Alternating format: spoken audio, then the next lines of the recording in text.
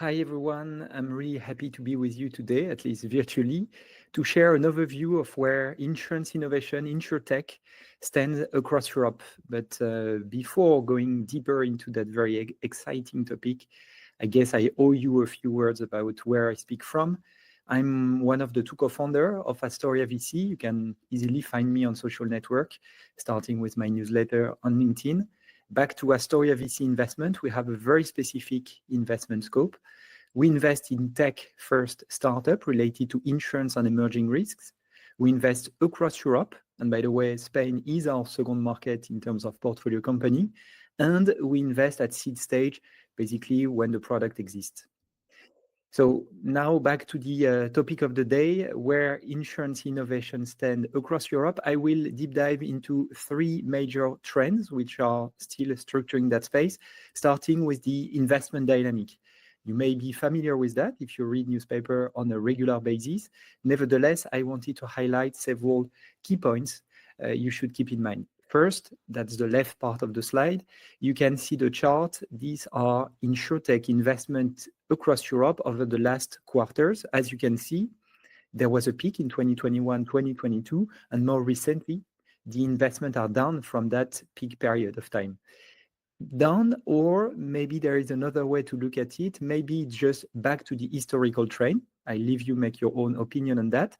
But what I find interesting, and that's what I wanted to highlight on the right part of the slide, is that this curve, this trend of, let's say, a peak in 2021, 2022, and a comeback to the historical level, or a decrease in investment that we experience in Insurtech, is also true at the fintech level globally. That's the slide on the upper right part of the deck. And it's also true at the investment level overall. So yes, investments are down, but there is nothing specific to the Insurtech ecosystem. And back to the Insurtech ecosystem, by the way, in Europe, over the first 9 months of 2024, there were 43 deals announced, which is a decrease from last year. But in terms of money invested, a bit more than 700 million euros, it's an increase from last year. So I guess it's worth having a more in-depth look at this investment dynamic through our regular three pillars.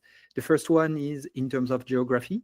As you can see, and that's probably not a surprise, the UK in yellow is leading the wave.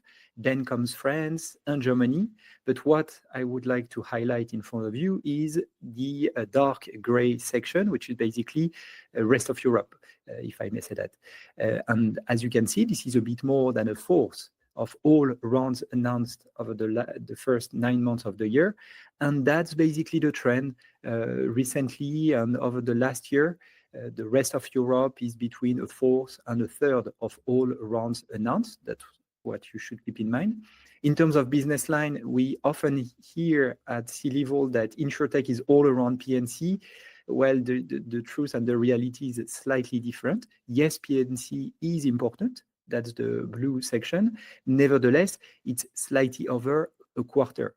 And most of all, every business line is addressed in terms of Insurtech investment, health in green, life in yellow.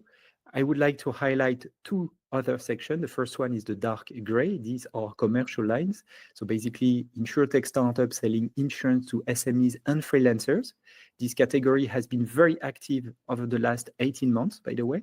And in light gray, these are B2B companies, so developing software, SaaS solution, tech for incumbent. This section is very active, still between a third and half of every round announced. Last way to have a look at the investment dynamic is to go through the insurance value chain. This one is a very simplified version of the value chain, I agree. Nevertheless, every Insurtech startup in Europe fits in one of these 5 categories. The size of the bubble are the number of deals announced in each category. First and foremost, no surprise on the green one, this is distribution. It has always been over half of every round announced. This is still the case. But what I'd like to highlight are the dark gray bubble around product. These are basically startups around cybersecurity, carbon credit insurance, parametric insurance, everything related to emerging risk that we will come back to later on. And the other section I'd like to highlight is the blue one on underwriting. This section has been very active since the beginning of the year, so I think that this is worth mentioning. Now that we have, let's say, explored the big picture, I think that there is another way to have a look at this investment dynamic. That's the second trend I'd like to highlight in front of you. It's basically where money came into in terms of business model. And that's what we try to summarize on that chart. On the left part, these are the peak period of time, if I may say that. So basically between 2019 and 2022, all the investment and most of the investment, 2/3, that's the gray sections, 2/3 of all euros invested in Insurtech Europe actually came to two business models. The first one is full stack players like WeFox, basically company that have an insurance license, and direct distribution, B2C players selling insurance online directly to end customer. So all that money invested in the first wave of insurance innovation came to only, or most of the money invested during the first wave of Insurtech innovation came to only two business models. But if we have a look at where money came for the first 9 months of the year, you see that it has changed a bit. Now, a bit more than half of all the money, that's the blue sections, come to other business models. Still, in terms of distribution, that's the light blue section. Nevertheless, these are new models, tech for brokers, embedded insurance, and the dark blue section is basically B2B companies or startup addressing other part of the value chain, product, underwriting, claim, as I mentioned before. So what you should keep in mind from that slide is that, yes, and if we come back to the previous discussion, yes, investments are done, but actually the market is changing and there is a clear new wave of players currently financed by VCs. And beyond, that's the third trend I'd like to highlight, there are new challenges popping out on the market and actually challenging or threatening incumbents. These are emerging risks. So I put 3 examples in that slide. The first one is climate-related risks. And the answer from the market, or at least from sections of the market, is to leave the market. Or at least that's what we can see in the US. The second example is the switch to electric vehicle. And there the answer is, or the trend in answering that challenge is to make price surge.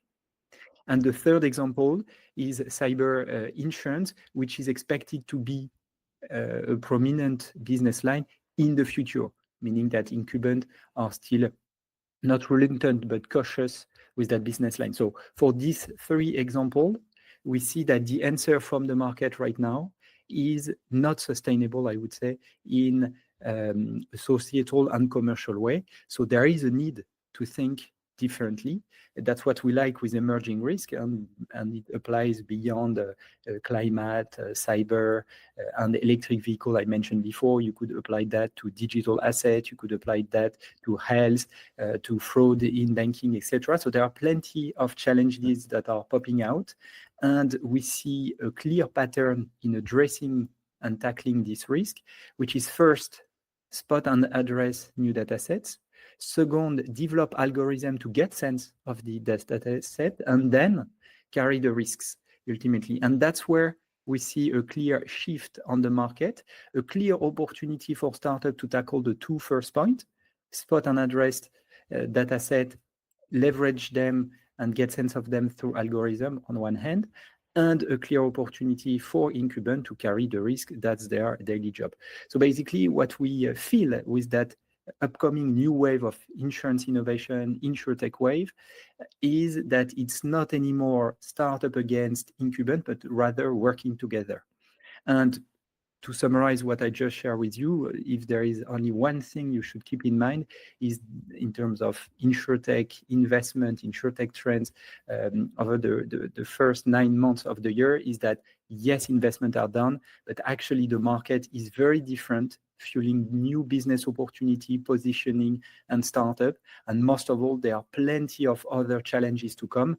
So stay tuned, and I hope that we will have the opportunity to engage on the European insurtech scene. So see you soon, either in Spain or across Europe.